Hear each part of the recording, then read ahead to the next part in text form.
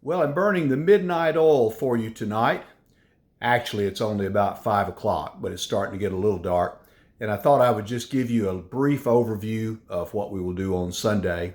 Those of you that have been watching or coming know that we're doing sort of a flyover of each of the four Gospels. Gospels meaning the good news of Jesus Christ. And each of these four Gospels certainly are telling one story, but they're telling it in four different ways because there are four different persons doing the telling. Isn't it wonderful that God uses the uniqueness of our personality to tell his story? We've looked at Matthew, we've looked at Mark. This week we'll look at Luke. And some of the things we'll talk about will certainly be that Luke wrote 2 volumes to his work. One was certainly the Gospel of Luke. Part 2 is what we now call the book of Acts.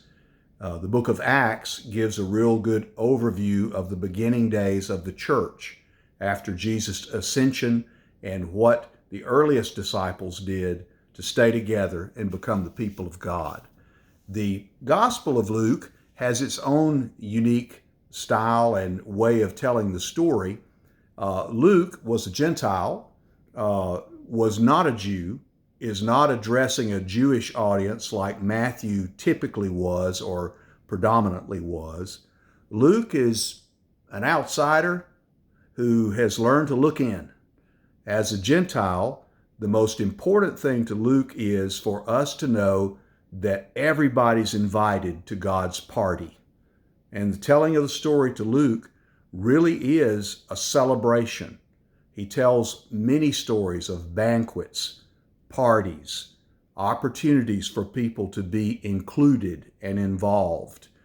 For this Gentile, that's a very important thing for the whole world to know, that the gospel is not limited to any race, person, gender. It is open to everyone. We'll look Sunday at the opening verses of the book of Luke, where we're introduced to Theophilus.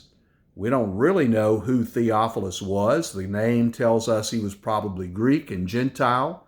And if his name is translated in the simple Greek, it's just simply friend of God. And Luke begins telling his story to the other Gentile and letting him know that, hey, you are a friend of God. You are included by God. Don't listen to what anyone would tell you about your race, your being a Gentile, you not being a Jew. You're as welcome at the table as anyone. And then he proceeds to tell his story in so many unique ways. We'll touch on passages Sunday that are only found in Luke and just a reminder of those passages. We'll look deeply at the theme of Luke, basically the way that Luke sees the world colors how he writes the book.